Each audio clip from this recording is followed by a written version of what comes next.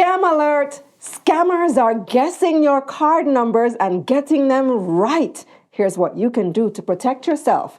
I'm Kalila Reynolds, financial journalist and educator based in Jamaica.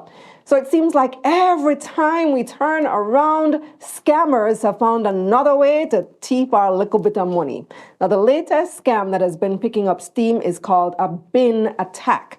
Hackers use computer software to accurately guess the combination of your debit or credit card number, the card verification value or CVV, which is a 3-digit code on the back of the card, and the expiry date. Now, once they've accurately guessed that info, they have control of your card. It's called a bin attack because hackers target the bank identification number, which is the first 4 to 6 digits of your card. All financial institutions have a bin. These numbers are usually public knowledge or pretty easy to figure out. They just need to see one card and copy the first 4 or 6 digits, and then they have a starting point for the hack. After that, they use software like auto dialers to generate the rest of the card number and then the other information.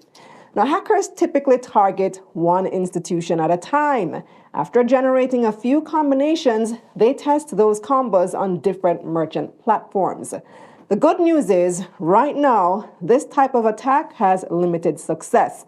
Because while they stand a good chance of guessing the card number once they have the bin, finding the accurate combination of CVV and expiry date is much harder. Most institutions will flag transactions where the wrong CVV and expiry date were entered.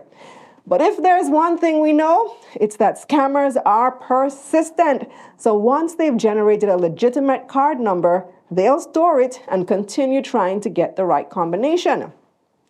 Now, bin attacks aren't just annoying for customers, they're annoying for businesses as well. If I see a fraudulent transaction on my account, the first thing I'm going to do is dispute the transaction. So businesses face extra costs because if the dispute is successful, they have to pay customers back out of pocket. Not to mention it damages their reputation because why would I shop at or recommend a site where my card was scammed once already? In some cases, if payment gateways and merchants are used often by scammers to test cards, they can be fined by regulators or risk losing their operating licenses. Now, you can't stop scammers from trying to guess numbers, so how can you protect your money? On the customer end, alerts, alerts, and more alerts. Set up as many notifications as possible from your institution so that you can be notified immediately when a transaction has occurred. That way, you can dispute the charges quickly.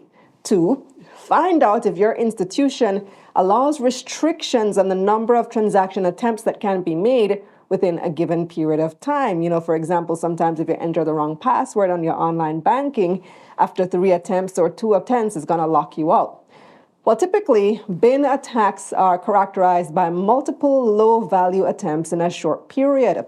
Limiting the number of checkout attempts for a single user might be a good way to catch a bin attack before it's successful. And of course, monitor your accounts. You should always have an idea of how much is in your bank account. Check your recent transactions and make sure everything looks right. This is where having a budget could come in handy. You'll know where every dollar was supposed to go. On the business banking side of things, we might not like this one, but having and sticking to tight KYC requirements is one of the ways to prevent bin attacks. I know, we already need an arm and a leg and our first baby tooth to open an account in Jamaica, but as they say, the good suffer for the bad.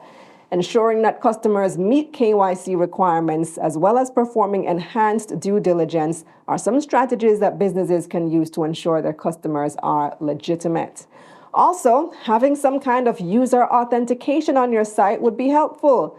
These hacking attempts use computer software, so having an extra verification step is a good way to block them. For example, biometric verification or facial recognition can confirm that the user is the account holder before authorizing a purchase. You can even set up those "Are you a human? Click every square that has a bicycle" type of messages. Now, they might be annoying, but if it can help keep my money in my pocket, then it's worth it. And that's the bottom line. Subscribe to my newsletter for money news like this straight to your inbox. Click the link up here or in the description below. Let's get this money. Let's get this money.